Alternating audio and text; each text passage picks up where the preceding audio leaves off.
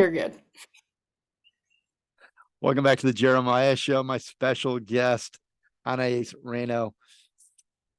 We're talking about 4 of her songs from her album, her last album, and she's got a new one dropping in February. Every month, she's going to release a new single. The new album is called Anaïs Reno Live at PizzaExpress Live in London. Okay, so we're coming back in here with Daydream off of her album that was released in 21. Anaïs Reno, Lovesome Thing. She sings Ellington and Strayhorn featuring Emmet Cohen. It's just an incredible album. We're featuring 4 of the songs, like I said here.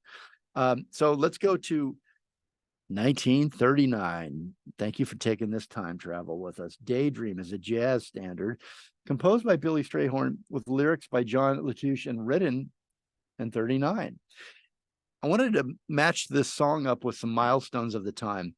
At that, in 1939, Albert Einstein and President Roosevelt began the Manhattan Project, and Germany invades Poland.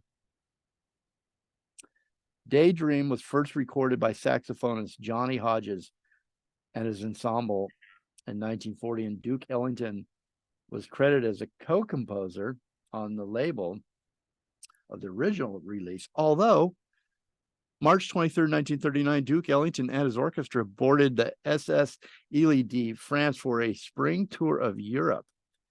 So Billy stayed behind and worked on various songs and projects at his Harlem residence. He had 7 weeks to work on new compositions and arrangements, and Daydream was composed during this time. Tell me, Anaïs, welcome back, by the way. Hello. Why did you choose Daydream? Was it something that spoke to you about in particular about the song? That one was actually a more last minute add to the record. For the most part, the record was based on a set that I had done at Birdland a few months prior before the pandemic started. Mm-hmm. And that one wasn't on that set because I didn't know it at the time. And then I listened a couple weeks before the recording session, or maybe 1 week actually, it was pretty close to it, to this Sarah Vaughan album where she is singing Ellington tunes. And of course, it was a Strayhorn tune, but they're all put under the same umbrella in a lot of people's catalogs. And I remember listening to the song and first of all thinking, oh, this would be really nice in 3, because I was hearing other recordings doing it, and Emmet actually mentioned that too when we went over it later on, which added a nice contrast to the record. But also, like I mentioned before, the thing that I love so much is that nuance of nostalgia and joy and a million other things that Strayhorn tends to write about. And that song felt like a perfect example of that to me. And I do think that that song, in a lot of ways, encapsulates a lot of the moods of the record that are very important to how I feel about the music. We're also going to go out with It's kind of lonesome out tonight. There's a little confusing history. Maybe you know the history on this, but it was a couple different names and moved a little bit as it evolved. Released by Duke Ellington on the album It Don't Mean a Thing If It Ain't Got That Swing, 1973. In 1973, what was happening in the world?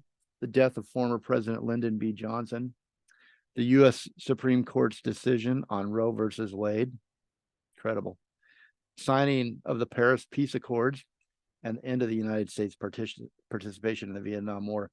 If you're just joining us, I'm with Anaïs Reno. She was born in Switzerland in 2003 to an opera singer father and violinist mother who has been on this show. She's great. She moved with her parents to New York when she was just a baby. She became actively involved in the performing arts from the age of 8 and has had a rapidly growing career in recent years as a singer, vocalist, a love for jazz and the Great American Songbook. At 12 years old, she began to sit in regularly at the famous and iconic Birdland in New York City. At Jim Caruso's open mic nights. Just incredible. So the song, as I was saying, had a couple different names, didn't it? Or no, that was All Roads Lead Back to You. So this Yeah, was, I was a little confused on that. yeah, I was, well, those two confused me because I was like trying to do the I was like, tracing oh, the did history. it? And I just forgot. Take the A Train, we're also listening to, was composed in 39 after Duke Ellington offered Billy Strayhorn a job. And he gave him money to travel from Pittsburgh to New York City. Duke Ellington wrote the directions for Strayhorn to get to his house by the subway. Take the A Train, referred to the new subway service that ran through New York City at that time, going from Brooklyn to Manhattan. And it's a signature. Take it, the A Train. I think they finish with that a lot of times when they played together. Hmm. Yeah. And what did that song mean to you? Did you? It's just fun, It is honestly. a fun song. And you want a mixture of classics and more obscure tunes. And that was one of those songs where it's just a joy to listen to.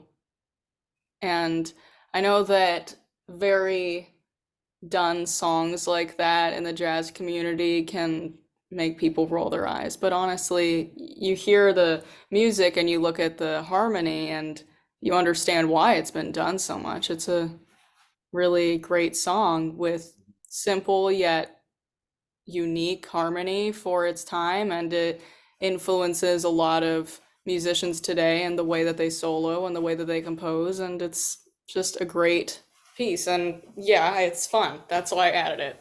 That's pretty much it.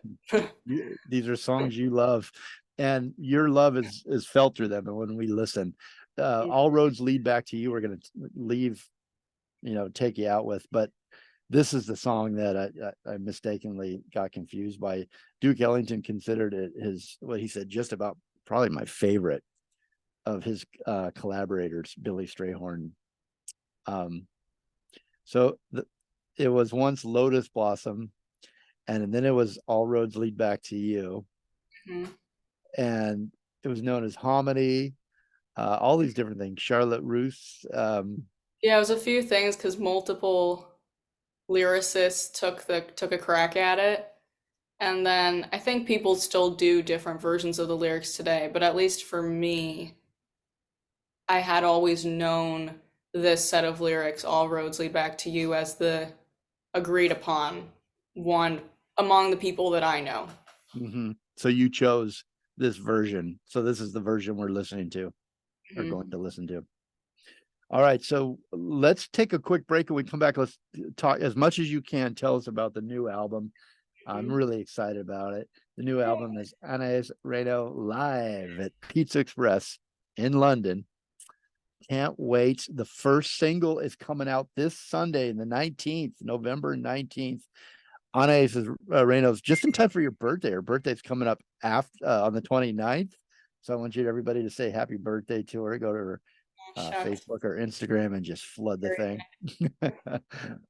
So we'll come right back and with more Anaïs Reno new album live at PizzaExpress in London. You can go to anaisreno.com to keep up with her performances and her tour and music and all those great things. You definitely want to do that. We'll be right back.